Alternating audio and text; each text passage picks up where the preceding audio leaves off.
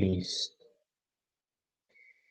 Bueno, entonces veníamos hablando de, dentro de la clasificación de sensores, sensores por sus características físicas, entonces estamos hablando de sensores piezoeléctricos, explicamos algo del fenómeno piezoeléctrico asociado a un material semiconductor al que pues, se le aplica una fuerza y entonces al ejercer presión sobre el material, se genera una diferencia potencial sobre las dos caras de la superficie y entonces es posible tener un registro de esa diferencia de potencial que resulta ser o que está relacionado, no necesariamente de manera proporcional, con la fuerza que se aplica. Entonces, de esta manera es posible medir la fuerza. Entonces, alguna de las posibles clasificaciones de sensores. Eh, También existe una clasificación basada en ¿y cuál es la variable que quiero medir? ¿Cierto? Entonces, por ejemplo, si yo quiero medir el desplazamiento relativo, pues para medición de desplazamiento relativo tenemos transductores inductivos, capacitivos o potenciométricos, que entonces dependiendo de la aplicación y del rango del desplazamiento relativo que se quiera medir, entonces se selecciona cuál puede llegar a ser el sensor correspondiente. Fíjense que en temas de instrumentación es muy importante ir afinando los criterios para la selección de los sistemas de medida. Existen normalmente muchas alternativas con respecto a sensores que miden un tipo de variable específico. Y el seleccionar un sensor pues, requiere un proceso cuidadoso, primero de identificación de cuáles son las condiciones de medición en función de características estáticas y dinámicas de las que vamos a hablar en un ratico, o en función pues de el entorno de aplicación en el cual se vaya a utilizar, ¿cierto? Entonces, cuando vamos a hablar de medición de desplazamiento, tenemos diferentes opciones. Normalmente para medición de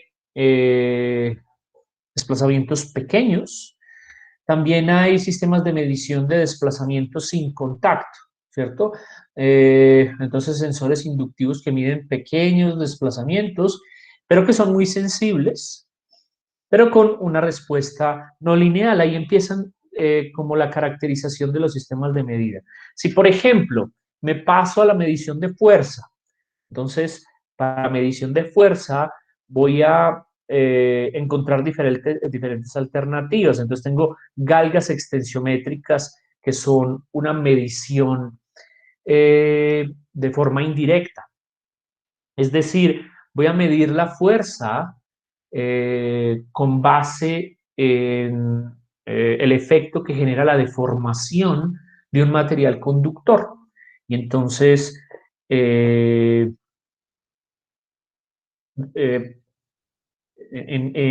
pues para este tipo de aplicaciones se utilizan y vamos a ver detalladamente pues, cómo son las características de las galgas extensométricas.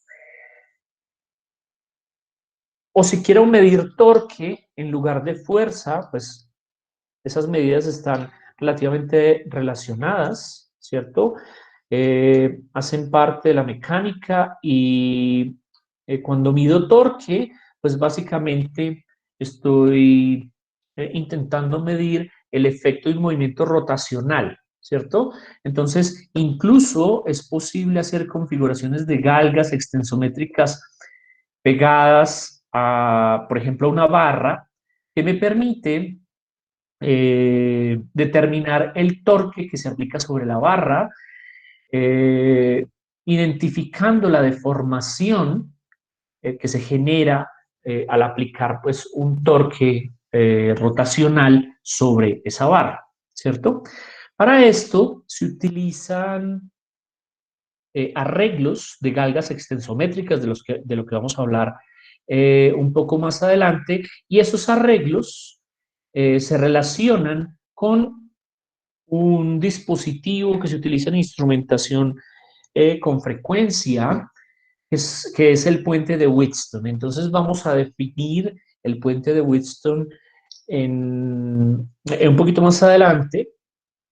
Vamos a ver cómo es posible hacer un arreglo que puede ser resistivo, incluso reactivo, y que permite, con base en ese arreglo, pues, hacer mediciones bueno, de la variación de diferentes tipos de variables.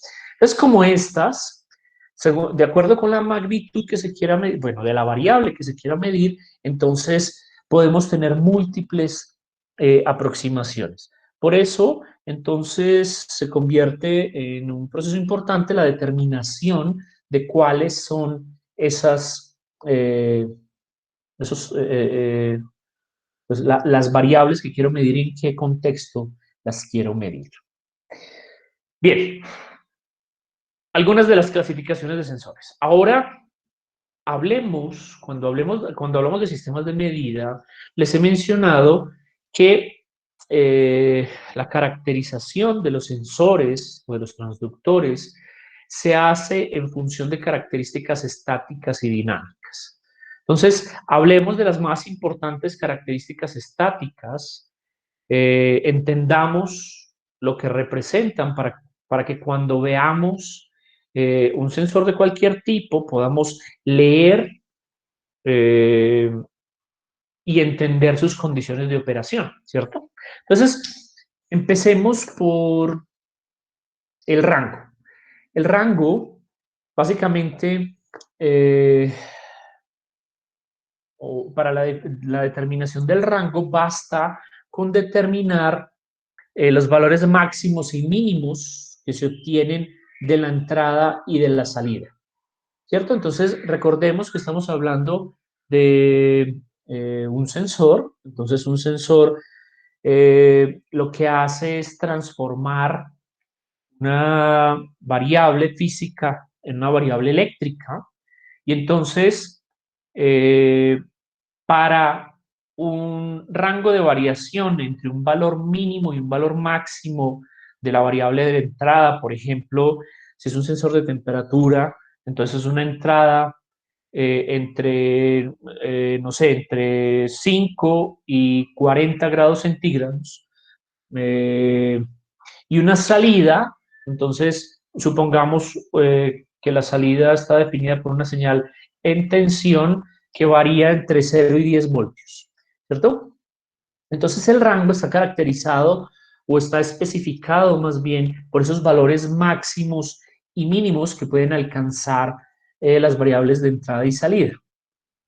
Otro ejemplo, en un transductor de presión se puede tener un alcance o rango en la entrada entre 0 y 10.000 pascales, ¿cierto? Que son unidades de presión.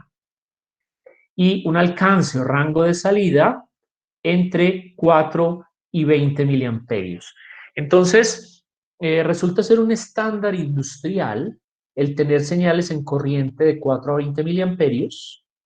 Las señales en corriente se utilizan con frecuencia en entornos industriales porque resultan ser mucho más inmunes a efectos del ruido eléctrico generado por ambientes pues con contaminación eléctrica, como ocurre en ambientes industriales. Entonces, en una industria se tienen motores, variadores de velocidad, un montón de dispositivos de potencia, muchos de ellos inductivos, que generan, por ejemplo, radiaciones electromagnéticas. Y entonces, cuando uno tiene una señal en corriente, resulta ser mucho más inmune al ruido. Es decir, a pesar pues, de estar en un entorno en el que haya ruido eléctrico, pues se ven afectadas en menor manera este tipo de señales que lo que ocurre con señales en tensión. ¿cierto? Entonces, para entornos eléctricos, perdón, para entornos industriales y para entornos en los cuales se quiere transmitir una señal en tensión o en corriente a larga distancia, entonces, debido a las posibles pérdidas en la línea de transmisión de una señal en tensión, entonces se suele utilizar señales en corriente que pues minimizan el efecto de las pérdidas por la línea de transmisión puede tener la señal. Entonces uno puede llegar a tener cables de cientos de metros para transmitir una señal en corriente, mientras que para una señal en tensión, pues usted alcanza eh, metros, o sea, depende un poco pues de la señal, pero pues las longitudes no resultan ser muy grandes, ¿cierto? Bien, eh, para el caso de un termopar, entonces se tiene un rango de entrada entre 100 de 100 a 250 grados centígrados y un rango a la salida entre 0 y 100 milivoltios. ¿Listo? Entonces el máximo y el mínimo definen el rango de operación del sistema de medida. ¿No es cierto? En este caso tenemos para la medida de fuerza, entonces el mínimo está aquí alrededor de los 0 newtons, el máximo está alrededor de los 10 newtons, y entonces eso se convierte a una señal en corriente a la salida entre 4 y 20 miliamperios. ¿No es cierto? Bien, eso es el rango. El intervalo que está relacionado ya no se, pues bueno, utiliza más bien el máximo y el mínimo, pero para calcular cuál es el recorrido que hace la señal. Es decir, en realidad es la diferencia entre el máximo y el mínimo para la entrada y la diferencia entre el máximo y el mínimo para la salida, ¿cierto? Entonces, por ejemplo, de un transductor de presión cuya entrada está medida en newtons, entonces tenemos una variación entre 0 y 10 newtons, entonces el intervalo o span será de 10 newtons, ¿cierto? La diferencia entre el máximo y el mínimo. Para el caso de la salida, que es en corriente, entonces si tengo una señal entre 4 y 20 miliamperios, el intervalo o span pues será de 16 miliamperios. Es la variación en corriente entre el máximo y el mínimo, es decir, la diferencia entre el máximo y el mínimo. Son conceptos en realidad muy fáciles de entender, muy intuitivos. En el caso del termopar que vimos ahorita, pues tenemos un intervalo de 150 grados centígrados a la entrada y a la salida de 5 milivoltios, ¿cierto? Ah, no. 5 milivoltios aquí, o 5 voltios más bien. Aquí tengo un sensor que va entre 0 y 150 y por lo tanto tiene un intervalo de 150 grados centígrados, y este va entre 0 y 5 voltios, tiene un intervalo de 5 voltios a la salida, ¿no es cierto? Bien, intervalo. Otra característica muy importante de los sistemas, un segundito, ya. De los sistemas de instrumentación es la curva de calibración. La curva de calibración, pues básicamente se asocia con la función de transferencia del sensor, ¿cierto? Básicamente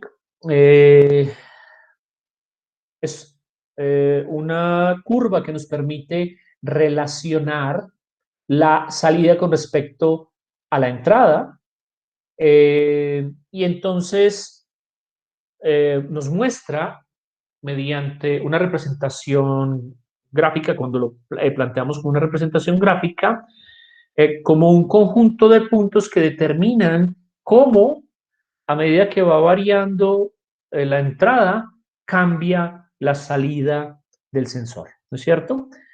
Entonces, es una curva muy característica que se puede obtener directamente del sensor y cada sensor pues tiene su propia curva de calibración. Pueden existir diferencias pequeñas entre sensores del mismo tipo que hacen que la curva de calibración sea un poco diferente, pero entonces ahí se pueden aplicar técnicas que permiten hacer un ajuste de la salida de manera que la respuesta sea igual de ambos sensores. También es conocida como respuesta en amplitud y pues básicamente es una representación pues en su representación gráfica lo que tenemos es para cada uno de los valores a la entrada se tiene un valor correspondiente a la salida y eso pues se convierte en una curva si obtengo una representación continua de los valores de la entrada con respecto a la salida. Entonces, cuando uno habla de curva de calibración, en instrumentación resulta más fácil trabajar con sensores lineales, es decir, cuando la curva de calibración es una línea recta, ¿no es cierto? De manera entonces que la función de transferencia lineal de un sensor de ese tipo, pues simplemente estará definida por la ecuación de una recta. Entonces, pero con frecuencia encontramos sensores con características no lineales, ¿no es cierto? Otra característica muy importante es la sensibilidad. La sensibilidad de un sistema de medida se asocia a una relación entre el incremento de la respuesta con respecto al incremento, pues, el incremento de la respuesta que sería la salida, con respecto al incremento de la señal de entrada. Entonces está muy relacionada con la curva de calibración, pero puede cambiar en diferentes puntos. Básicamente es la pendiente de la curva de calibración a una entrada específica. Es decir, si por ejemplo yo tengo una curva de calibración de esta característica, entonces lo que estoy graficando es a la entrada tengo temperatura, grados centígrados, a la salida tengo una variación de resistencia. Entonces, resulta que si yo tengo un comportamiento de este tipo, que no es lineal, ¿cierto? Es un comportamiento no lineal, yo puedo identificar para un determinado punto cuál es la pendiente, que no es otra cosa que la relación entre el cambio en la salida con respecto al cambio en la entrada, y entonces eso determina o define la sensibilidad del sensor, ¿cierto? Entonces, desde el punto de vista de la definición, la sensibilidad pues será la derivada de y con respecto a x, siendo y pues el eje correspondiente a las salidas y x el eje correspondiente a las entradas, evaluado en un punto específico de la entrada. Entonces yo tengo una sensibilidad para un punto x sub a, en este caso para una temperatura específica. Para una temperatura específica, entonces tengo una sensibilidad específica, ¿no es cierto? En el caso en el que tengamos una línea recta, entonces vamos a tener una sensibilidad constante. Básicamente, si el sensor tiene una curva de calibración definida por la ecuación de la recta y igual a k por x más b, donde k es la pendiente y b el punto de intersección en el eje, ¿no es cierto? Si yo calculo la derivada de y con respecto a x en esta representación, pues esa derivada es igual a k, ¿cierto? Es decir, la sensibilidad es constante. Quiere decir que para cualquier punto de la recta de calibración, pues voy a tener la misma sensibilidad, ¿no es cierto? Pero no siempre ocurre. Si, por ejemplo, yo tengo una curva de calibración de tipo parabólico, entonces y es igual a k por x cuadrado más b, Entonces, si saco la primera derivada, fíjense que la sensibilidad depende del valor de la entrada, ¿cierto? Pues dependiendo del valor de esa entrada, yo voy a eh, tener una variación en la sensibilidad y pues si no es constante, ¿no es cierto? No tenemos sensibilidad constante en este caso. Entonces, basta con entender la sensibilidad o el aumento o disminución en la sensibilidad de un sensor en función de su curva de calibración y se relaciona pues con la pendiente, ¿no es cierto? La pendiente en un punto específico. Bien. Sensibilidad. Otra de esas características muy importantes en los sistemas de medición es la resolución. La resolución se relaciona con ¿y cuál es el menor cambio que el sensor es capaz de detectar?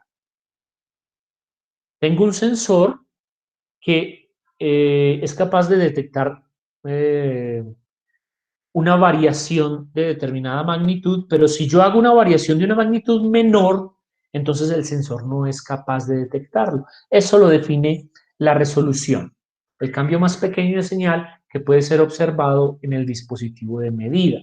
Y entonces, para sistemas digitales, la resolución está muy relacionada con el concepto de cuantificación.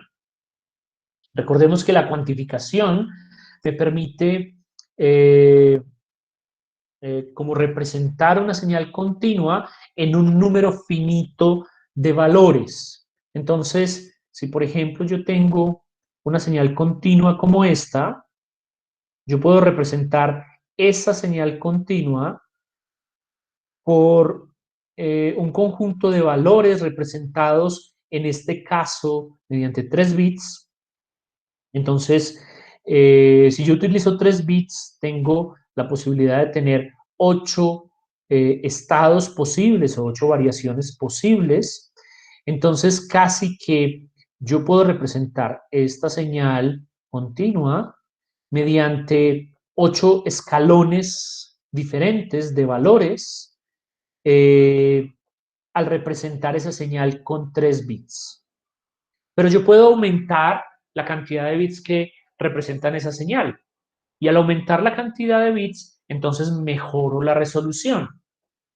Como aquí estoy utilizando 3 bits, entonces fíjense que si esta señal de entrada continua varía entre 0 y 10 voltios, entonces yo tengo variaciones posibles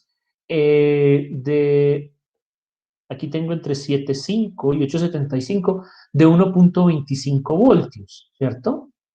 Entonces, este sistema es capaz de detectar variaciones mayores a 1.25 voltios, porque cuando estoy en cualquier valor de la señal continua, entonces si estoy, por ejemplo, más cerca de la mitad hacia este valor, entonces estaría representado por eh, este código, que en este caso sería 110, y entonces, ¿qué corresponde al valor de 7.5 voltios? Voy creciendo y al llegar a la mitad de este rango, entonces, eh, pues al superarlo, entonces el código cambia de 110 a 111, ¿cierto? Y entonces solamente habré detectado eh, pues una variación con una resolución que en este caso resulta ser de un escalón completo.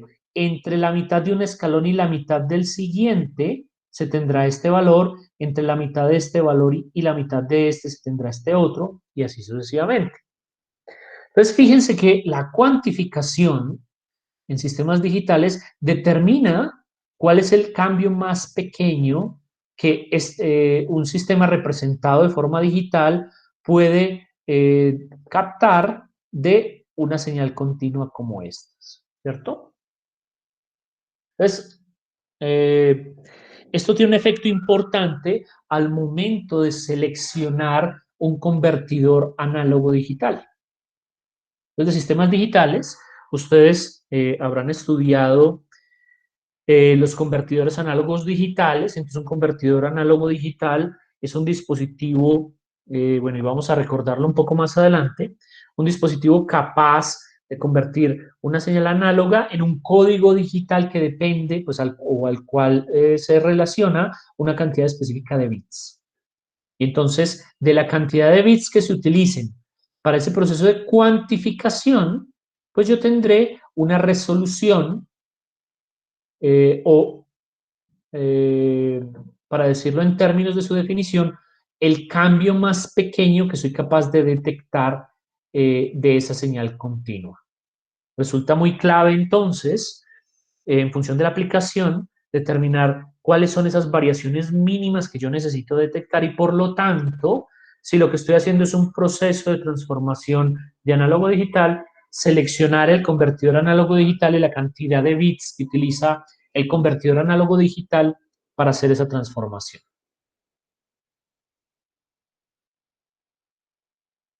Bien. Desde el punto de vista de la definición del error en el proceso de cuantificación, eh, está relacionado con que esa señal cuantificada tiene un error de más menos media división, lo que les mencionaba ahorita. O sea, este valor se mantiene cuando yo cambio hasta aquí hasta la mitad o cuando bajo hasta aquí hasta la mitad, ¿cierto? Entonces, en todo ese rango se mantiene este valor. Entonces, a eso se asocia el error debido al proceso de cuantificación utilizando 3 bits en este caso. Como con frecuencia vamos a estudiar lo que significa la resolución en sistemas digitales. Ustedes se van a ver enfrentados con frecuencia al uso de sistemas de adquisición utilizando sistemas digitales. De hecho, la parte práctica de este curso pretende que utilicemos un sistema embebido como el Arduino para hacer procesos de adquisición.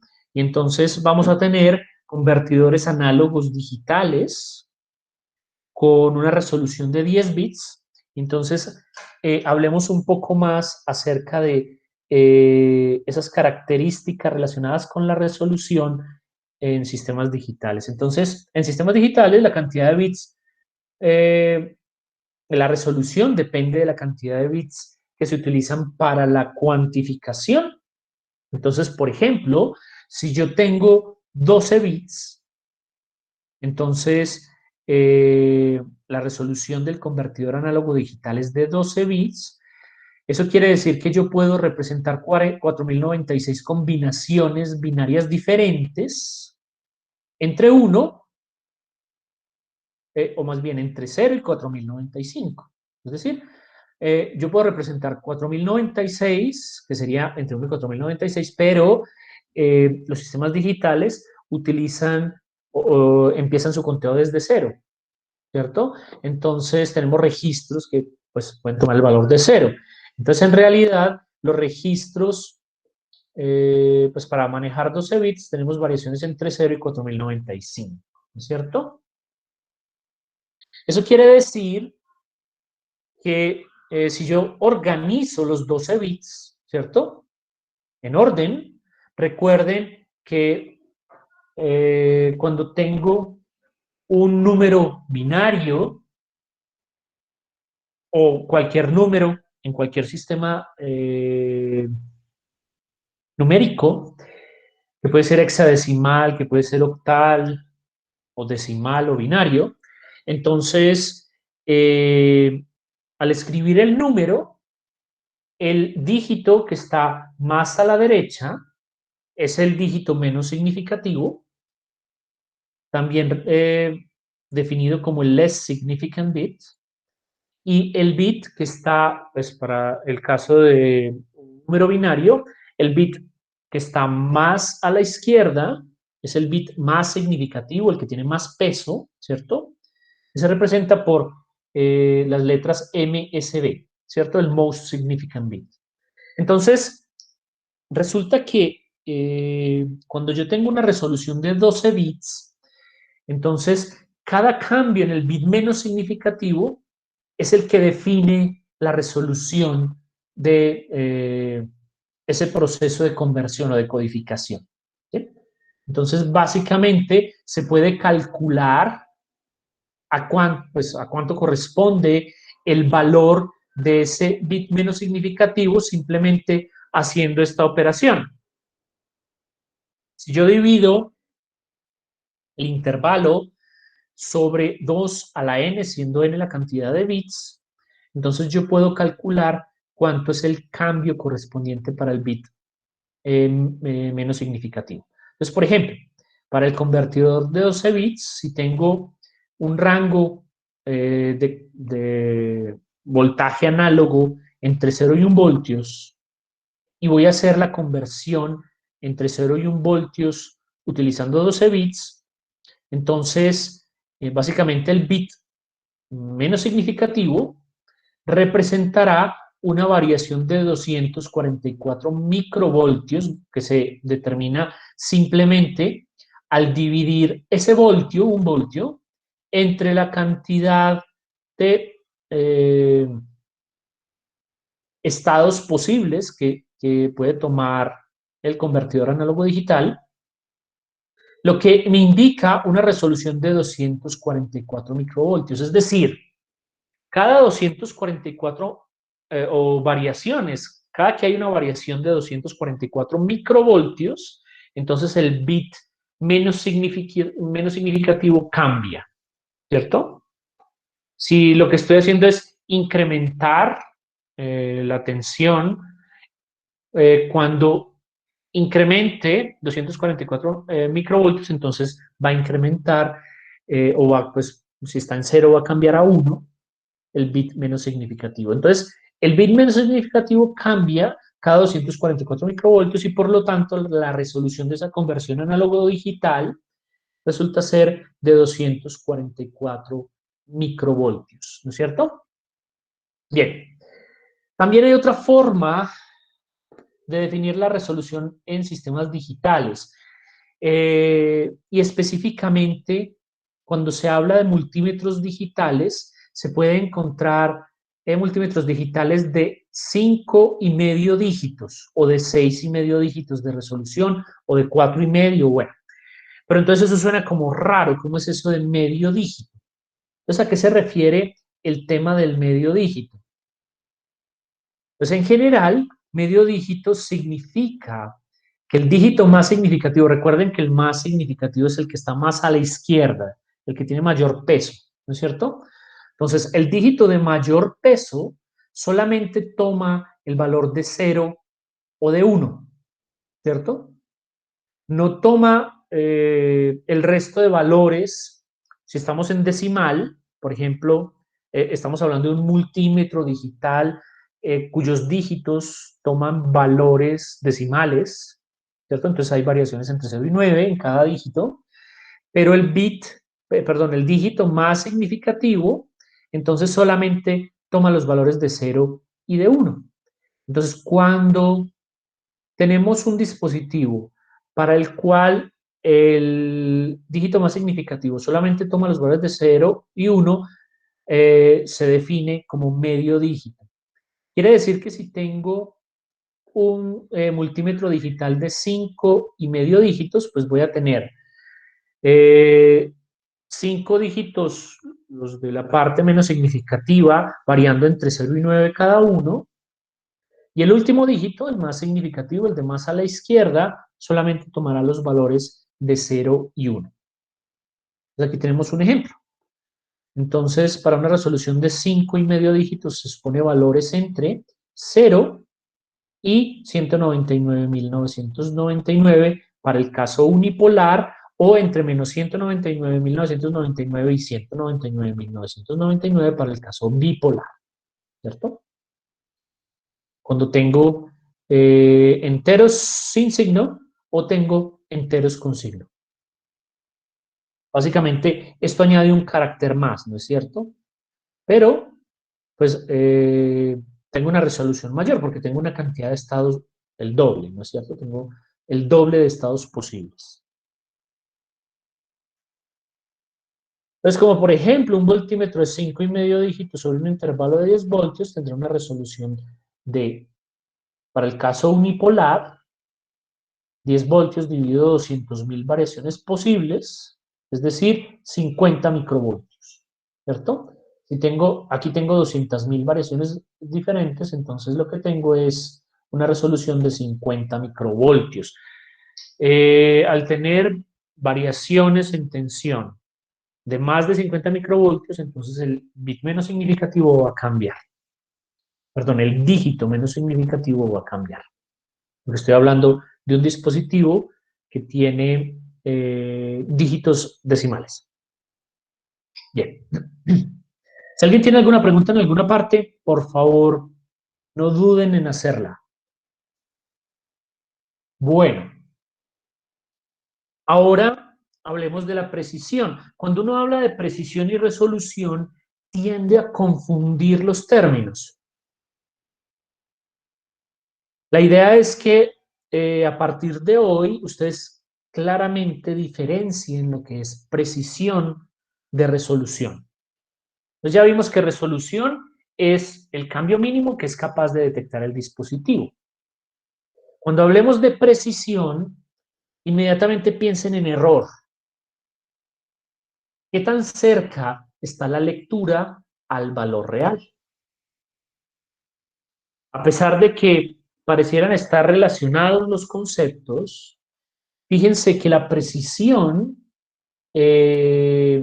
lo que tiende es a definir más bien una condición relacionada con la calidad de la medida. ¿Qué tan erróneo puede llegar a ser esa medida? ¿Cierto? Entonces, cuando piensen en precisión, piensen en el posible error de la medida. Entonces, están midiendo algo y al conocer la precisión del instrumento de medida, conocen cuál es el posible error en esa medida que estoy teniendo, ¿cierto? Entonces depende de varios factores. Por un lado está la resolución, entonces recuerden que no necesariamente tener un dispositivo con muy buena resolución quiere decir que sea muy preciso. Porque si yo soy capaz de detectar un cambio pequeño, eso no quiere decir que lo que estoy midiendo esté lejos de lo real. Es por eso que es importante hacer la diferencia.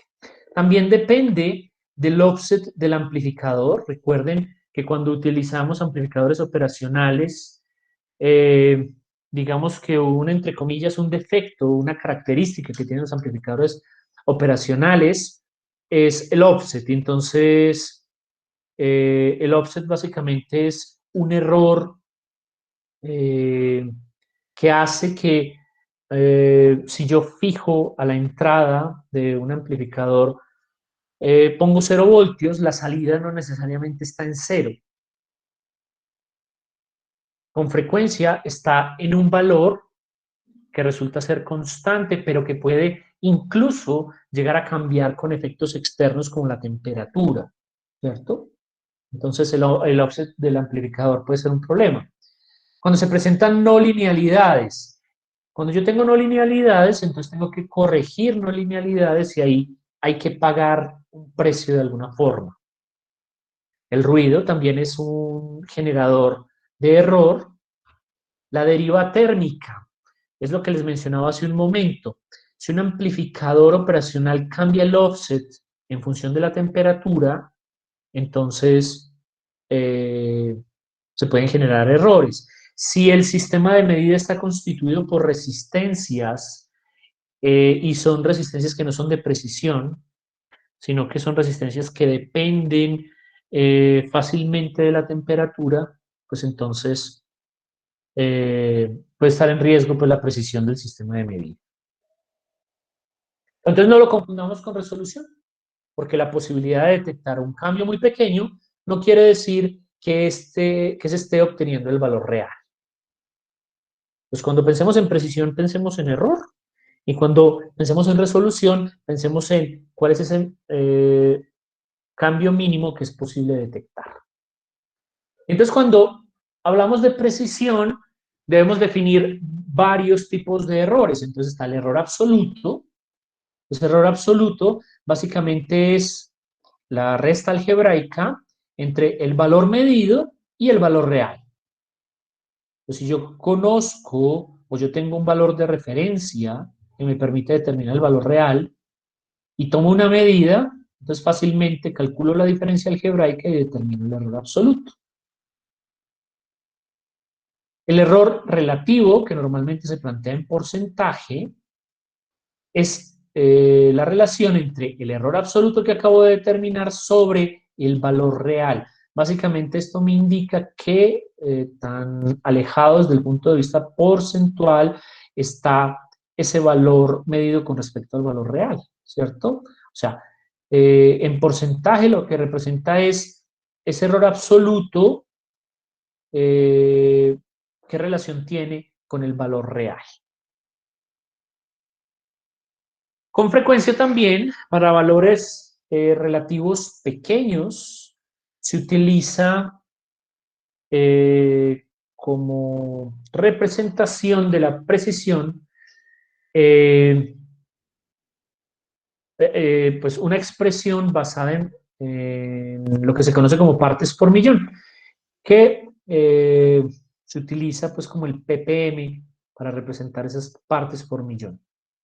Entonces, básicamente el error relativo representado en partes por millón, ya no en porcentaje, sino en partes por millón, es el error absoluto sobre el, sobre el valor real multiplicado por 10 a la 6, ¿cierto?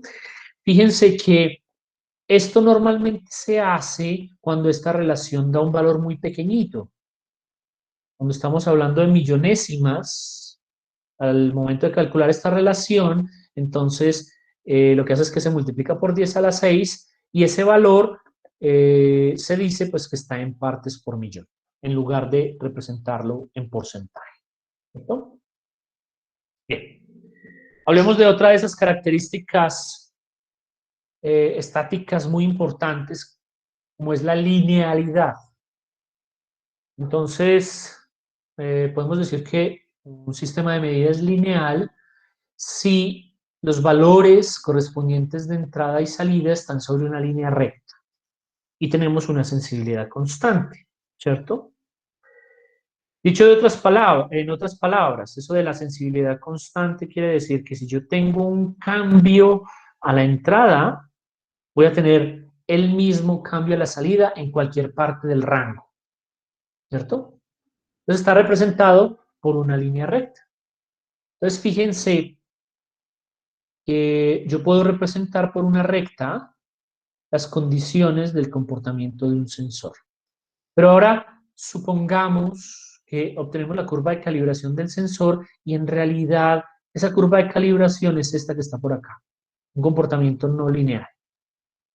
Entonces yo puedo decir que para la entrada, entre la entrada mínima y la entrada máxima, tengo un comportamiento no lineal cuya aproximación lineal podría ser algo como esto, una línea recta entre los puntos A y B, ¿cierto? Pues sería una aproximación lineal.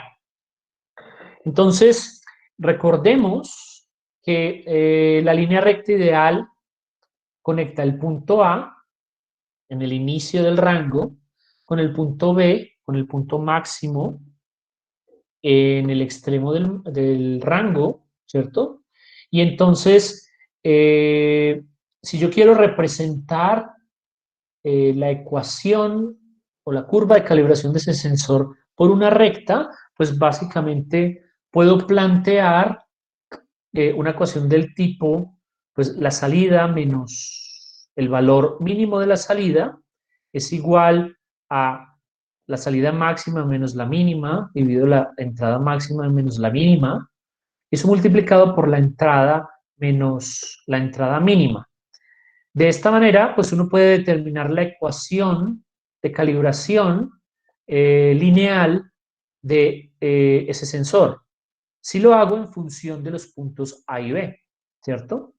Entonces, la ecuación que resulta de un planteamiento de este tipo, que es simplemente el planteamiento de la ecuación de una recta, me representa mediante una ecuación lineal con pendiente que está relacionado con la señal de entrada y con un punto de corte de esa línea recta con respecto al eje Y. Esa relación me permite determinar la salida para cualquier valor de entrada, ¿no es cierto? Pero entonces, fíjense que esta resulta ser una aproximación lineal de un comportamiento no lineal. Por lo tanto, yo puedo caracterizar en una consideración como esas cuál es el nivel de no linealidad de esa representación. Básicamente puedo plantear lo que se conoce como el error de linealidad. Si yo hago una representación mediante una línea recta de una curva de calibración no lineal, se genera un error asociado a esa representación lineal que básicamente está caracterizado por la máxima diferencia entre la línea recta y la curva de calibración para una entrada específica. Yo identifico para qué valor de la entrada existe la máxima diferencia entre la recta y la curva de calibración no lineal. Entonces, eso es lo que llamo la máxima diferencia. Y utilizo esa máxima diferencia para caracterizar el error de linealidad al hacer esa aproximación. Entonces, esa máxima diferencia n en función de I sub m, o sea, de la entrada, es igual a cómo es la salida para el caso real, que sería este, ¿cierto? Si yo tengo la entrada I sub m, entonces la salida es O sub m, ¿cierto? Eso comparado contra este punto de la recta, que sería, pues básicamente, para la entrada I sub m, y esta ecuación de la recta sería K por I sub m más A, y entonces yo hago la diferencia entre esas dos, y aquí está representado como el valor absoluto, no importa cuál resto de cuál, básicamente pues porque la no linealidad, esa curva no lineal podría pasar por aquí por encima, ¿cierto? Entonces en realidad, no importa cuál resto de cuál, al final lo que me interesa es el valor absoluto para determinar entonces ese error de linealidad que corresponde a la diferencia máxima, o también una representación porcentual, que es ese error de linealidad dividido entre la diferencia de la salida máxima y menos la salida mínima, ¿cierto? Entonces, ¿cuánto representa esta diferencia máxima de todo el rango de la salida? Eso me permite, entonces, obtener como la característica de error de linealidad de una aproximación lineal de la curva de calibración de un sensor. Resulta entonces significativamente conveniente para procesos de instrumentación pues que los sensores sean lineales, pero no ocurre en todos los casos.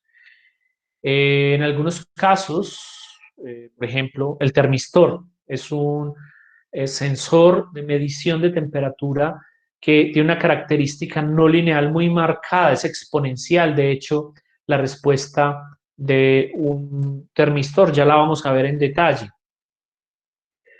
Cuando cosas como esas se presentan, pues ocurre un error de linealización muy grande, y entonces, en lugar de hacer una aproximación lineal, bueno, hay varias aproximaciones.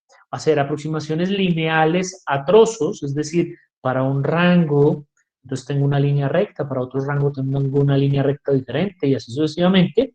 Esa es una posible aproximación.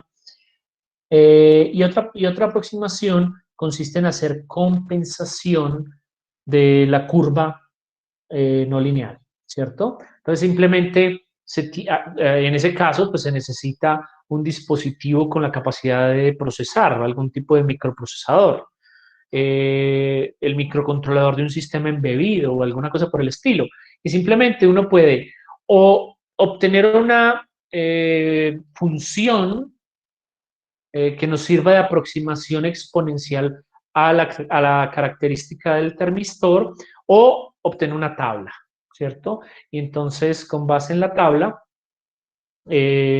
hacer una compensación de la no linealidad para obtener el cálculo de la temperatura para el caso del termistor, ¿cierto? Bien, eso lo relacionado con la linealidad. Entonces, un ejemplo por aquí. Si en determinadas condiciones el valor mostrado por el aparato de medida es de 80 milivoltios, cuando el valor ideal, lineal, es de 70 milivoltios, entonces, y en ese punto ocurre la mayor diferencia entre lo real y lo medido, entonces ahí se supone un error de linealidad absoluto de 10 milivoltios, ¿no es cierto? Un error de 10 milivoltios, que es el punto en el que tengo la mayor diferencia. Quiere decir que al aumentar en el rango o al disminuir en el rango, la diferencia entre el valor real y el valor medido, pues tiende a disminuir, ¿no es cierto? Si se supone un intervalo, un span de 20 voltios, pues tenemos un error de linealidad de esta forma. Tengo 80 milivoltios, 80 por 10 a la menos 3, menos 70 milivoltios, eso da 10 milivoltios, que dividido entre el rango completo y multiplicado por 100, me da un error de linealidad porcentual de 0.05%. Entonces es la forma de representar un error de linealidad. Este será el error de linealidad si corresponde a la máxima diferencia entre el valor ideal y el valor medido. Ahí es importante asegurarse que sea la máxima diferencia, ¿cierto? Para que, Profe, una digamos que pregunta. ese valor... Profe, uno cómo sabría en qué parte entre la recta y la curva está la mayor diferencia, eh, ¿cómo uno la hallaría? usted necesita, o sea, si es desde el punto de vista práctico, si usted lo que está haciendo es utilizar un multímetro como plantea este ejemplo, entonces ¿usted qué necesita? Pues un valor de referencia. Usted necesita un sistema calibrado y usted sepa que le entrega el valor real. Y entonces usted utiliza este sistema de medida, compara la medición y entonces usted empieza a variar el voltaje. Entonces empieza con valores pequeños, empieza a notar las diferencias y resulta que pues al hacer un proceso de toma de datos en un rango específico, resulta que en alguna parte del rango ocurre este fenómeno que aparece aquí en el ejemplo, y es que tengo una medida de 70 cuando el valor real es una medida de 80 cuando el valor real es de 70, lo que entonces define la máxima diferencia de esa curva de calibración. Pero en ese caso, o sea, si usted lo está haciendo de forma práctica, usted necesita un dispositivo patrón. Un dispositivo patrón es un dispositivo calibrado con elementos de precisión en laboratorio que permite, por ejemplo, cuando uno quiere medir el peso, entonces en laboratorios de química lo que se tiene son grameras de precisión que servirían como elemento de referencia. Y entonces, por ejemplo, usted desarrolla un sensor basado en galgas extensiométricas y usted compara el sistema de medida que usted tiene contra una gramera de precisión porque le sirve de patrón o de referencia y con base en eso es capaz de determinar el error de linealidad. ¿Me hago entender? Sí, profe, ahí ya entendí. Listo. Listo, listo. Bien.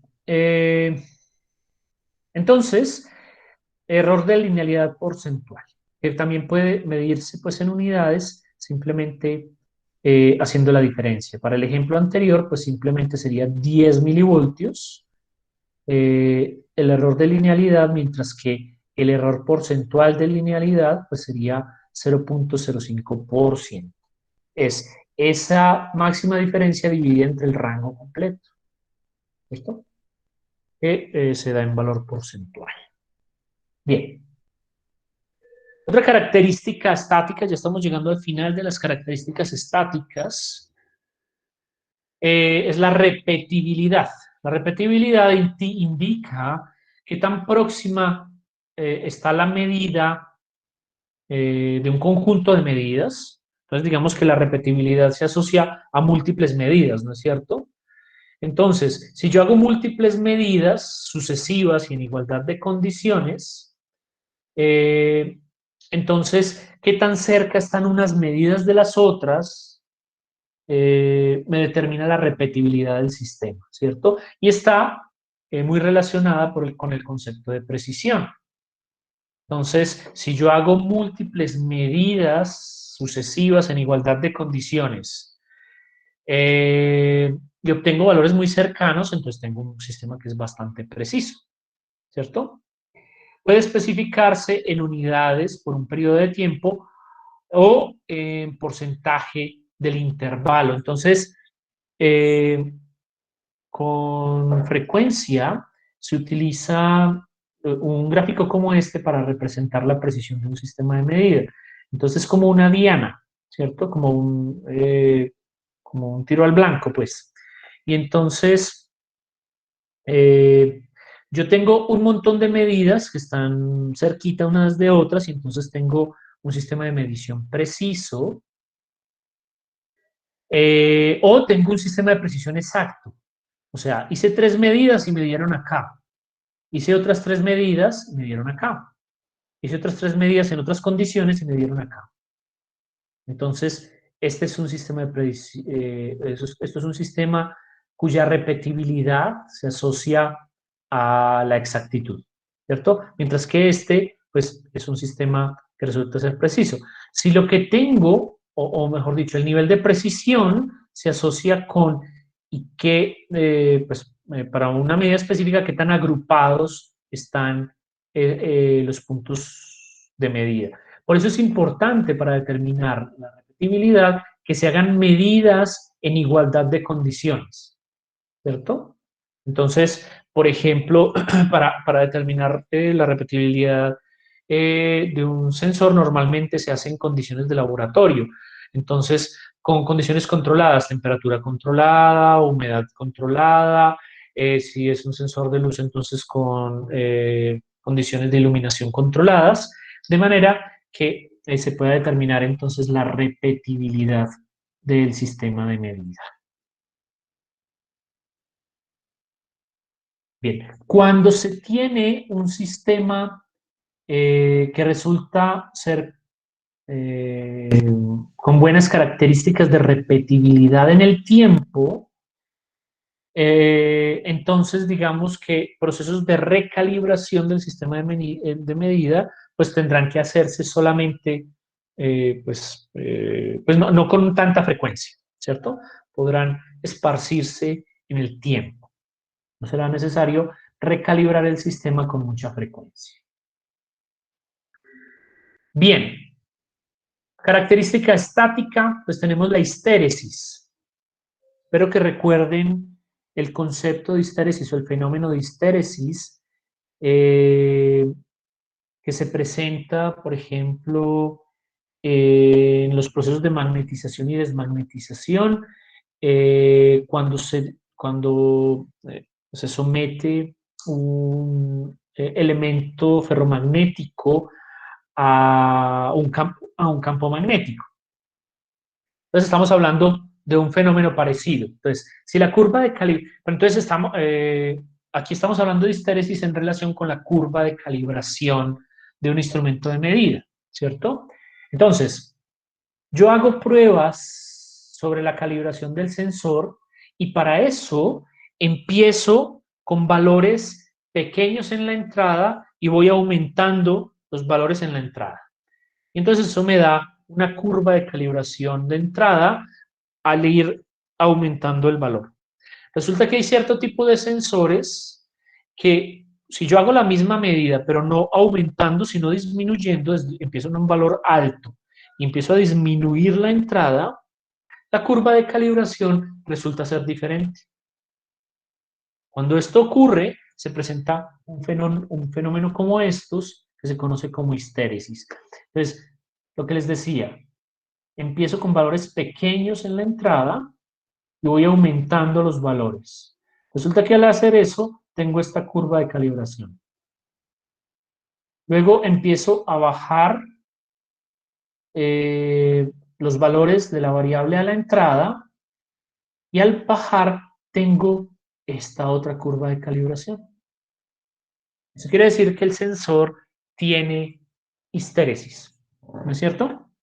Entonces, la histéresis se mide de manera porcentual y está muy relacionada con el error de linealidad que mencionábamos ahora. Uno puede identificar cuál es la máxima diferencia entre las dos curvas y con base en eso definir un error de histéresis porcentual. Básicamente, cojo los máximos de los valores subiendo y bajando, que sería este punto máximo, ¿cierto? La diferencia máxima entre esas dos curvas ocurre en este punto, ¿cierto? Entonces esta diferencia resulta ser el valor máximo. Entonces tomo ese valor y lo divido entre la diferencia entre el máximo y el mínimo de la salida y eso me da un error de histéresis porcentual. ¿Listo? Digamos que para caracterizar la histéresis, pues un sistema con histéresis cero, pues básicamente será un sistema para el cual al obtener la curva de calibración incrementando la variable de entrada es igual a la curva de calibración al disminuir la variable de entrada. Ahí tendré un error de histéresis igual a cero.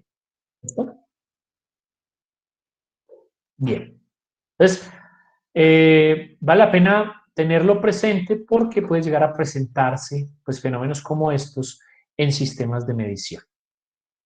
Bien, con eso terminamos con las características más importantes, las características estáticas. Entonces hablemos de las características dinámicas. Cuando hablamos de características dinámicas, entonces normalmente se estudian en función de la relación entre la entrada y la salida. Bueno, pero en el otro orden, la relación entre la salida con respecto a la entrada, que se conoce como función de transferencia. Entonces, es posible utilizar una expresión matemática en el dominio de la frecuencia. O sea, aquí utilizamos la variable compleja S para representar la función de transferencia, que desde el punto de vista de la definición es la relación entre la salida con respecto a la entrada en el dominio de la frecuencia, es decir, utilizando la transformada de Laplace, ¿cierto?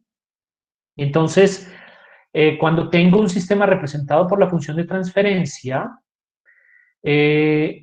gran parte, pues yo puedo conocer en gran medida el comportamiento de ese sistema en función del orden del polinomio del denominador de esa función de transferencia.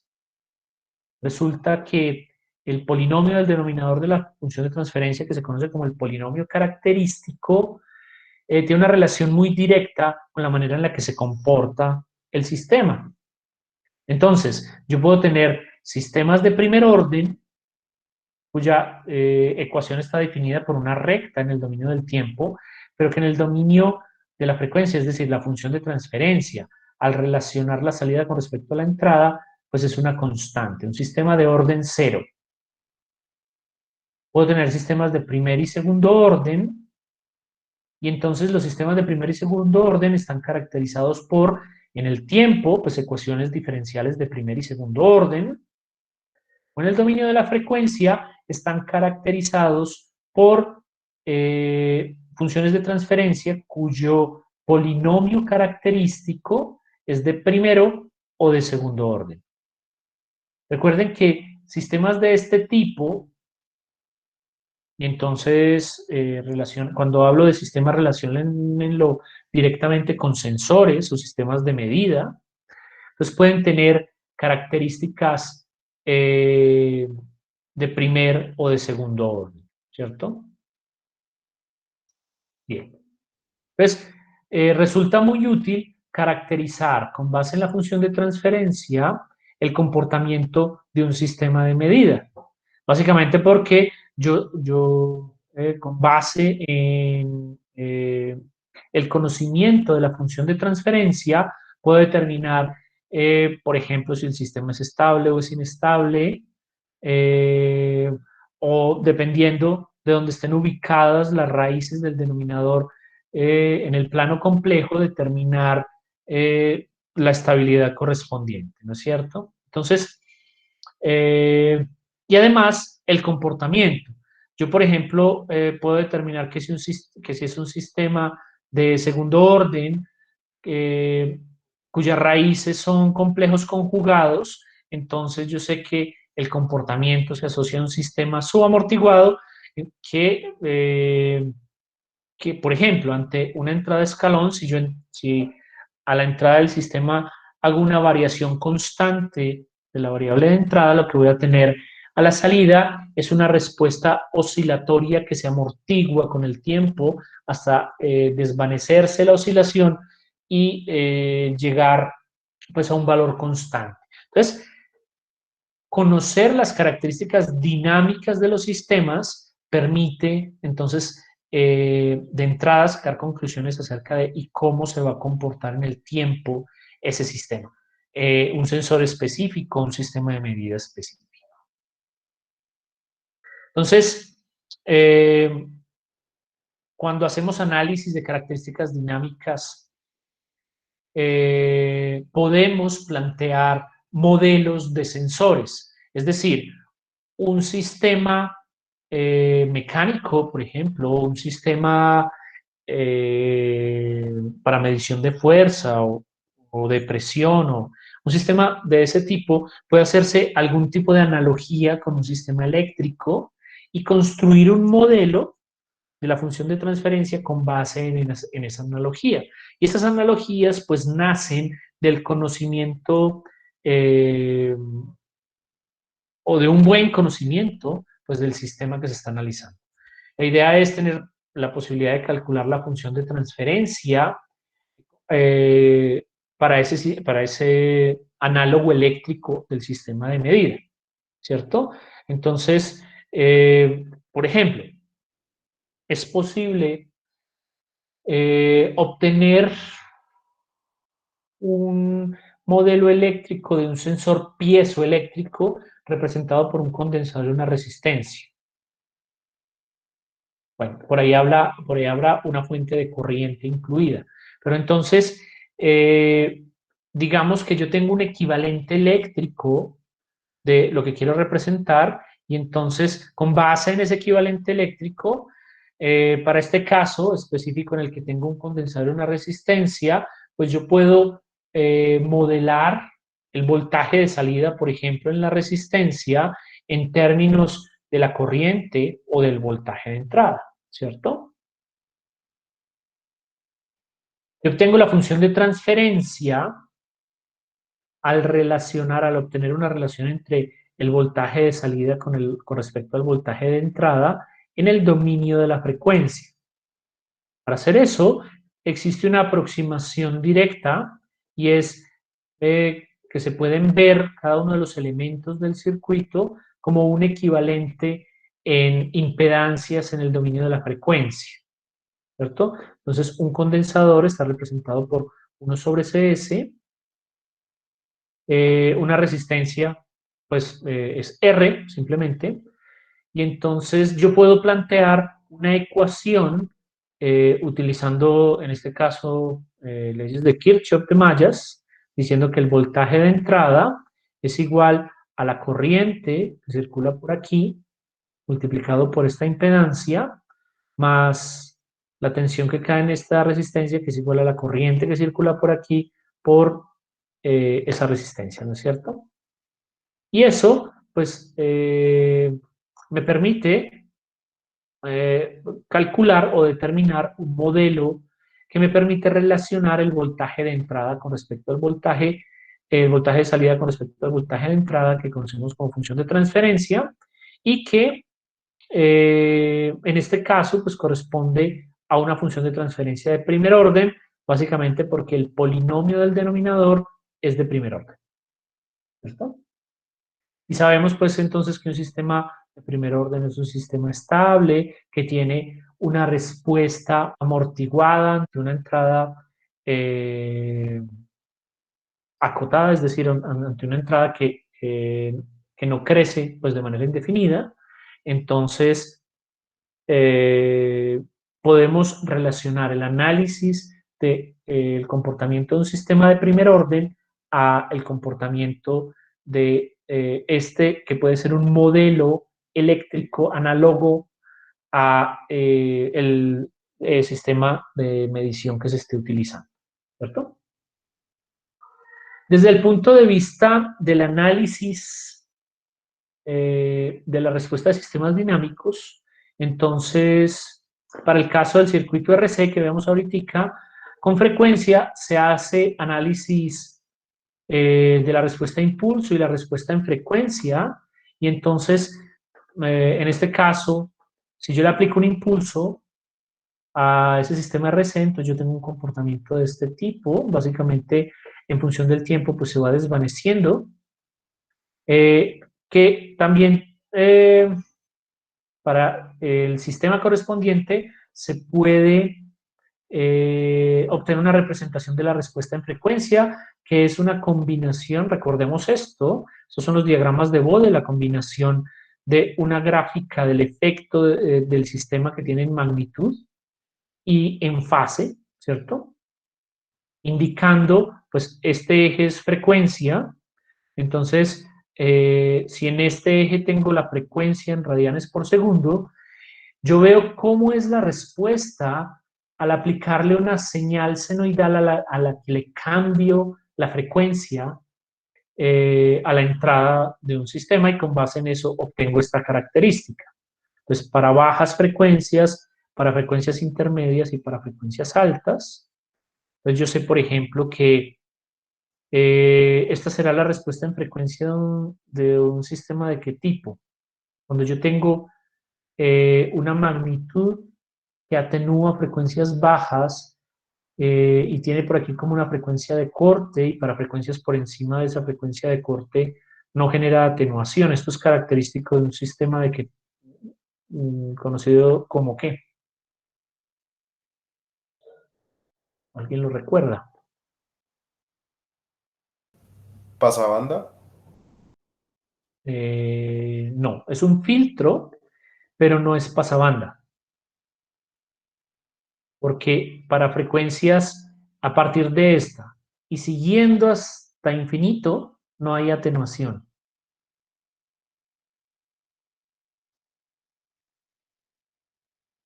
Esto es característico de un filtro pasaaltos, ¿cierto? Es decir, a partir de esta, que sería la frecuencia de corte, no hay atenuación para frecuencias mayores a esa, pero hasta esa frecuencia existe una atenuación, ¿cierto? Para frecuencias por debajo de la frecuencia de corte. Es decir, estas son frecuencias por debajo, estas son frecuencias por encima de la frecuencia de corte. Desde el punto de vista de la fase, lo que ocurre entonces es que aquí está como la frecuencia de corte y hay un cambio en la fase. Entonces, para frecuencias bajas, entonces se genera un desfase de 90 grados.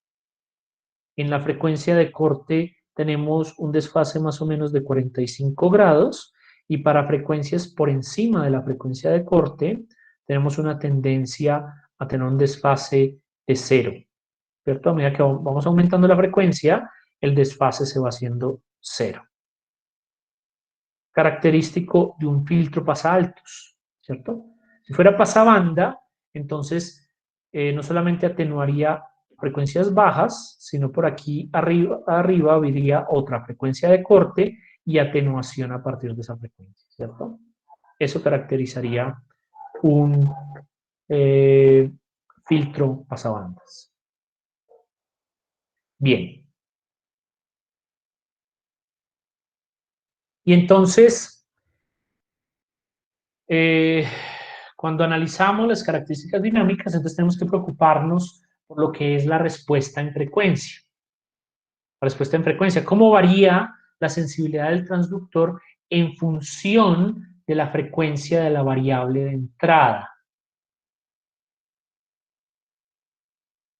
Es decir, si yo tengo una variable de entrada que tiene una variación continua, entonces, para diferentes características en frecuencia de esa señal de entrada, yo podré tener sensibilidades diferentes, ¿cierto? En función de la frecuencia. Entonces, por ejemplo, en una aplicación en la que a mí me interesa detectar el sonido, entonces yo necesito un sensor cuyo ancho de banda incluya el rango del sonido audible, ¿cierto? Que está entre los 10 o 20 Hz y 20 kHz, ¿cierto? Y entonces es importante determinar si el sensor que estoy utilizando funciona bien en ese rango de frecuencias. Lo deseable sería trabajar en una zona lineal, como ya les he mencionado. De manera que la sensibilidad sea independiente de la entrada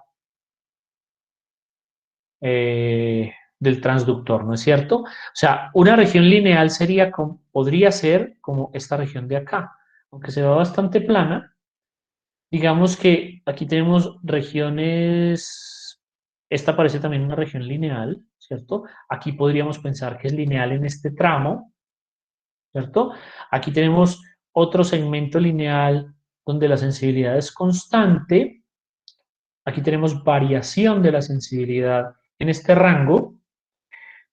Entonces, incluso si yo conozco la manera en la que se caracteriza en función de la frecuencia, fíjense que en el eje horizontal tenemos la frecuencia, entonces nos interesa trabajar con sensores que tengan una sensibilidad constante en el rango de frecuencia en el cual voy a trabajar, ¿cierto? Entonces, en función de la frecuencia, se puede determinar si un sensor tiene la respuesta deseable, que sería una respuesta lineal pues, en esa parte de la frecuencia, ¿cierto? Bien. Pero también hay que preocuparse por la respuesta en fase. Entonces, el sensor puede generar un desfase o un retraso con respecto a la señal de entrada, ¿cierto? Recordemos que retraso o adelanto en el tiempo es equivalente a desfase. Si yo tengo una gráfica en función del tiempo, que es una senoidal, y se genera un desfase, es decir, una senoidal similar, pero corrida sobre el eje X, entonces, básicamente, lo que tendré es una señal retrasada o adelantada en el tiempo con respecto a la otra, ¿cierto? Y eso caracteriza el desfase. Entonces puede haber problemas con la fase cuando se mide una señal periódica no senoidal, es decir, compuesta por elementos en diferentes frecuencias, conocidos como armónicos, si la fase no es lineal. Es decir, si uno tiene distorsión debido a la fase, lo que va a ocurrir es que en diferentes rangos de la frecuencia voy a tener desfases diferentes, ¿cierto? Entonces, normalmente nos interesa caracterizar cómo es la respuesta en fase de un sistema de medida, porque si lo que me interesa del comportamiento del sensor se asocia con la respuesta en fase. Entonces, por ejemplo, intentar encontrar un rango de operación del sensor en el que la respuesta sea lineal, ¿cierto? Lineal en fase. De manera, pues, que no se generen distorsiones asociadas a el cambio de la fase generada por una no linealidad en la fase, ¿no es cierto? Entonces, bueno, en términos generales se puede decir que la respuesta en fase es lineal si la fase es igual a la frecuencia multiplicada por alguna constante de proporcionalidad. Entonces aumenta la frecuencia, aumenta la fase, pero en un factor que resulta ser constante, ¿cierto? Esta es una relación lineal entre frecuencia y fase. Entonces, desde el punto de vista de la respuesta en fase, entonces, yo tengo una respuesta en fase lineal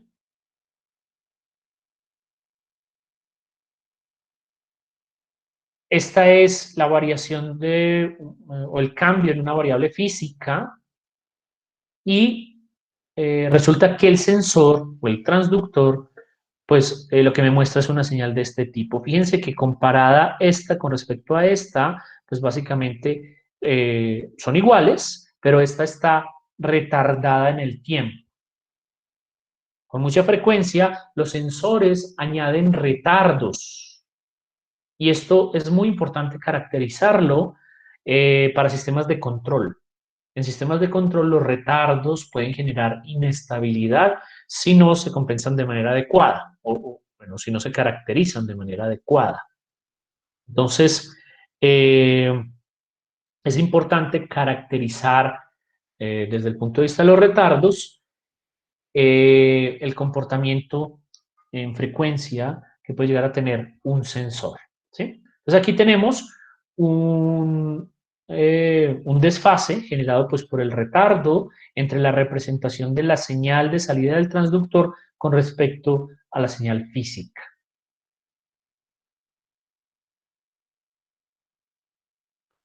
Otra característica, pues otras de las características que se analizan en la respuesta, o más bien otra de las características dinámicas que se analizan en sistemas, tiene que ver con el tiempo de establecimiento.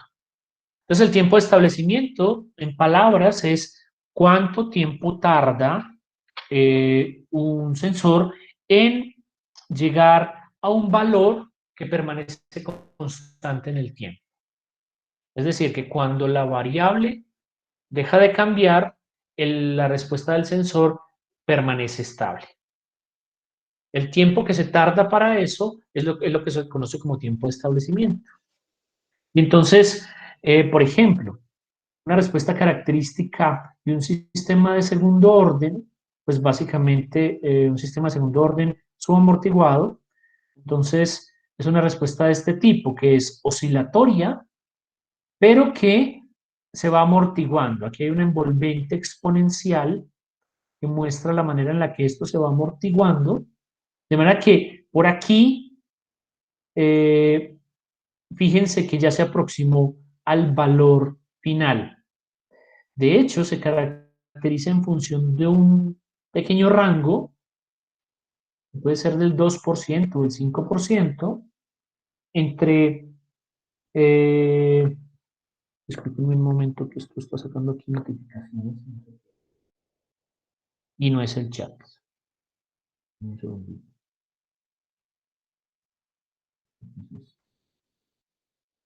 Bueno.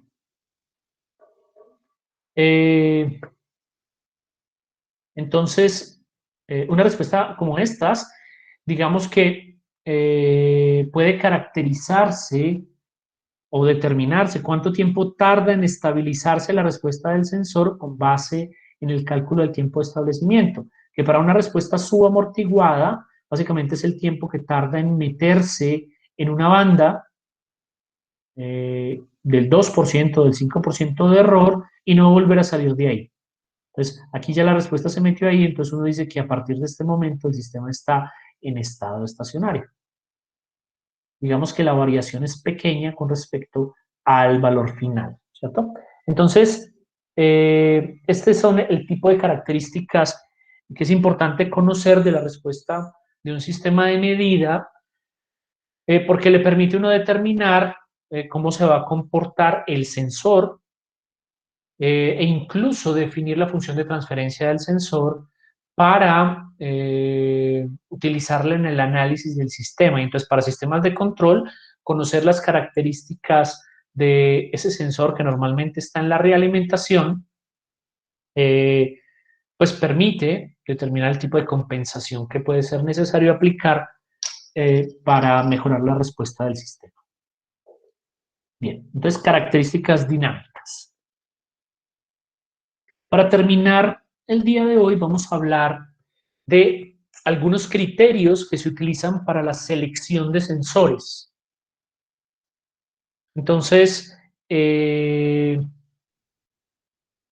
algunas consideraciones a tener en cuenta al momento de decidir entre múltiples sensores. Recuerden que cuando uno menciona una variable, para esa variable pueden existir sensores, primero, que utilicen principios de medición diferentes. Segundo, que tengan características físicas diferentes. Tercero, que tengan características eléctricas diferentes. Cuarto, que sean digitales o sean análogos. Quinto, bueno, hay un montón de consideraciones, ¿cierto? Entonces, yo quiero hacer como un recuento de algunas de las cosas que se puede uno encontrar en ese proceso para que lo tengan presente y en mente al momento de pensar en qué criterios hay que tener para poder seleccionar algún sensor. Entonces, por un lado, está en función de la aplicación. Entonces, en general uno podría decir que los sensores son aplicados en un montón de actividades en la industria y en la investigación, y entonces se pueden dividir desde monitoreo de procesos, entonces datos en línea, almacenamiento, procesamiento y presentación de la información. En procesos de control, entonces se necesita un sensor para determinar cuál es el valor de una variable que se quiere controlar. Pues quiero controlar la temperatura de un horno, quiero lograr que el horno permanezca a, no sé, 1000 grados centígrados o en un rango de 50 grados centígrados alrededor de 1000 grados, ¿cierto? Entonces, yo necesito identificar qué sensor tiene las características para medir temperaturas tan altas, para tener resoluciones que permitan entonces determinar variaciones pequeñas de la temperatura para que se logre permanecer en ese rango, ¿cierto? Entonces, en sistemas de control automático es muy importante tener criterios de selección. Algunos criterios desde el punto de vista operativo. Entonces, un transductor debe tener las siguientes características. Que sea, que se pueda cambiar fácilmente. Entonces, si uno está en una industria, uno no quiere poner un sensor que en caso de que llegue a fallar, uno no pueda alcanzarlo, ¿cierto? Que se pueda cambiar fácilmente. Preciso sobre un amplio rango de temperatura, características deseables, ideales, que en muchos casos no se cumplen. Pues, en muchos casos, lograrlas, si somos muy exigentes, pues son difíciles de cumplir. Medir con precisión la magnitud de la variable monitoreada. Queremos contar con sensores que tengan buena resolución para registrar y reproducir un evento físico. Es decir, que logren captar cambios pequeños en las variables, ¿no es cierto? Y además que el error con respecto a la medida real pues sea pequeño. A eso se refiere el punto anterior, ¿no es cierto? Cuando hablamos de precisión. Representar la variable con exactitud ante ambientes extremos como humedad, temperatura, choque, vibración, que son condiciones que se encuentran con frecuencia en entornos variados, ¿cierto? Proveer una señal compatible con el acondicionador de señal, ser robusto y simple, de manera que pueda ser usado por personas pues, que no tienen que ser altamente calificadas, ¿cierto? Entonces, habrá aplicaciones en las que se necesitan sistemas muy sofisticados, entonces se necesita eh, personal especializado, pero en términos generales, con un conocimiento básico de los sistemas de medida, puede haber una aproximación a pues, lo que significa la manipulación. ¿Cierto? Algunas tendencias actuales de los transductores, entonces transductores y acondicionadores de señal en un solo dispositivo. Se integra en un dispositivo la medida y el acondicionamiento, de manera que se entrega una señal ya acondicionada. La reducción de costo y del tamaño. Sensores digitales. Con frecuencia, cada vez con mayor frecuencia, se tienen sensores que tienen salidas asociadas a algún protocolo estándar de comunicación, que son protocolos de comunicaciones digitales, ¿cierto? Integración a diferentes tipos de interfaces y protocolos industriales. Entonces aquí aparecen Modbus, Profibus, CAN-bus y hay un montón más. Estos son como los más conocidos. Y además, sensores inteligentes, entre comillas.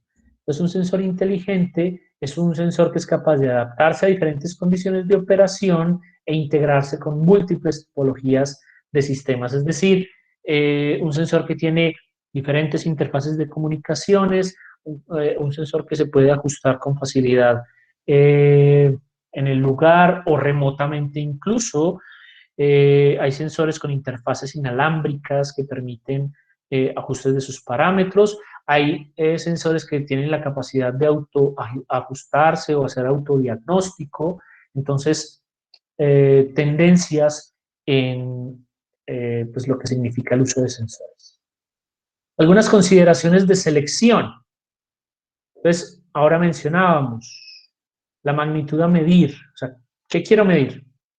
Y entonces cuando defino qué variable necesito medir, entonces cuál es el rango de medida, cuál es la resolución que necesito, la exactitud, cuál es la estabilidad ante perturbaciones, el ancho de banda, es decir, cómo es esa respuesta en frecuencia, cómo es el tiempo de respuesta, que está muy relacionado con la respuesta en frecuencia, cuáles son los límites absolutos de la variación a medir, ¿cierto? Entonces, algunas consideraciones relacionadas con lo que quiero medir. ¿Cómo son las características del ambiente que rodea al sensor? Debe operar en qué rango de temperatura, en qué humedad. Entonces, si tengo un sensor en una industria, y entonces el ambiente en la industria puede ser de mayor o menor temperatura o una humedad que puede cambiar. Entonces es importante esa caracterización para tener sensores que, que sean adecuados para el ambiente de operación, que funcionen ante vibraciones, que ante agentes químicos.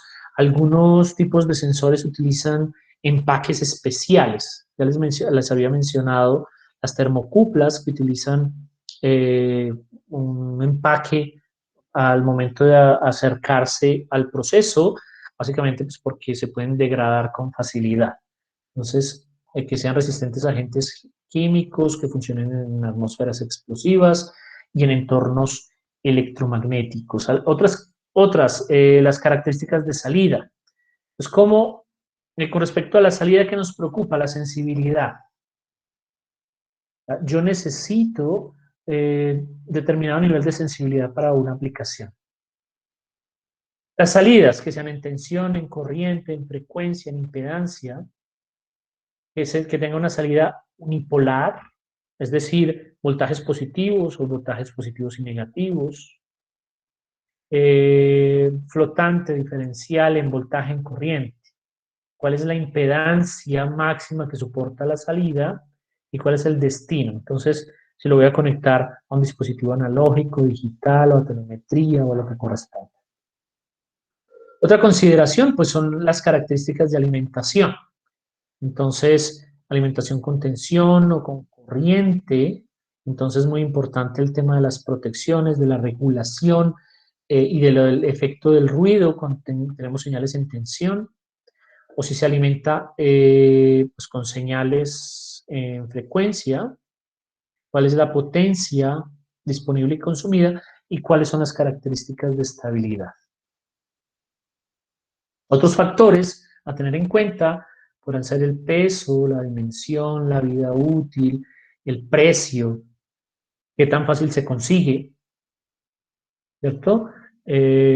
Con frecuencia toca importar sensores y entonces si es un proceso, si un sensor en una parte del proceso que resulta ser crítica, es importante saber cuánto se va a tardar el sensor en caso de que se dañe.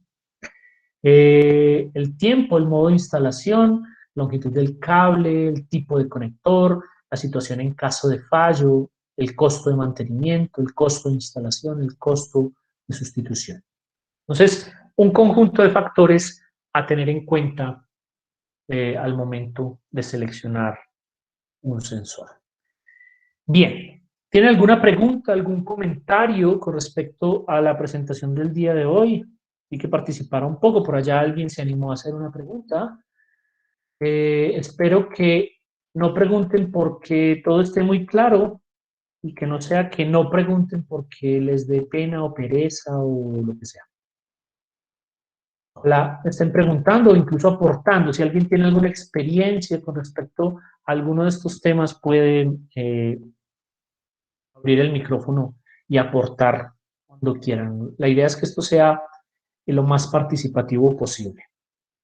Bien, aquí algo de bibliografía. Con esto pues terminamos con la presentación del día de hoy, donde vimos algunas características fundamentales. Entonces, tenemos para el próximo lunes planteada la discusión con respecto a las lecturas, ¿no es cierto? El miércoles de la próxima semana, entonces empezaremos a hablar de las actividades prácticas y les haré como una primera introducción a lo que significa las actividades prácticas. Plantearemos pues como los temas en los cuales vamos a trabajar. Entonces,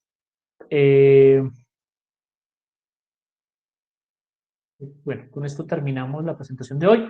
¿Hay alguna pregunta, algún comentario? Rafael, yo tengo una pregunta. ¿Sí me escucha? Sí, le estoy escuchando. ¿Usted me escucha? Sí, señor, sí le escucho. Vale, Rafael, Lucas, digamos cuéntame. que en cuanto decía de los transductores, que tendrían que tener una característica de que fuese fácil de cambiar. Digamos, en la industria, pues bueno, en su caso que es un poco más experimentado y tiene más conocimiento respecto al tema, ¿cómo en la industria se maneja eso de, por ejemplo, de si tener dos veces, por ejemplo, el mismo sensor por si uno llega a fallar, entonces inmediatamente poner otro? O sea, ¿cómo manejan, por decirlo así, esa existencia o inventario de sensores, digamos, de controladores, de dispositivos, de máquinas, de toda la cuestión esa, en cuyo caso si se llegase a dañar uno de ellos? Lucas, mire, eso normalmente es un tema de presupuesto. Entonces, tener inventario de sensores resulta un problema normalmente. Más bien el esfuerzo se enfoca en encontrar representantes que tengan tiempos de respuesta rápidos. Entonces, o sea, si lo que se tiene es determinado tipo de sensor en una industria y se sabe que es un sensor que es crítico para la producción, es muy importante identificar los canales para conseguir rápidamente un reemplazo en aquellos casos en los que el sensor resulta demasiado costoso, ¿cierto? Que es, pues, en algunos casos esa situación ocurre, como para que una empresa tenga en una bodega varios sensores de ese tipo. Entonces, normalmente las consideraciones van más como por ese lado.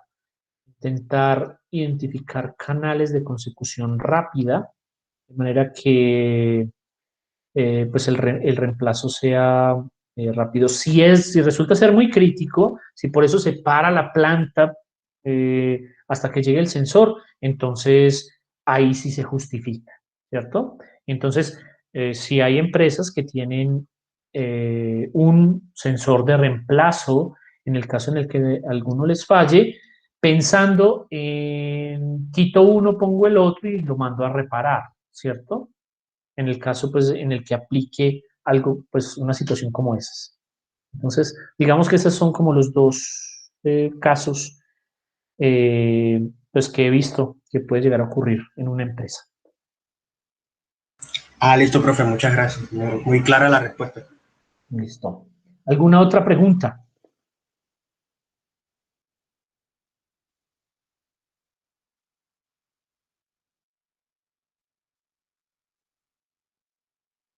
Bien, si no hay más preguntas o comentarios, entonces yo creo que ya podemos terminar por el día de hoy. Que tengan una feliz noche y síganse cuidando. Nos vemos entonces en la clase del lunes.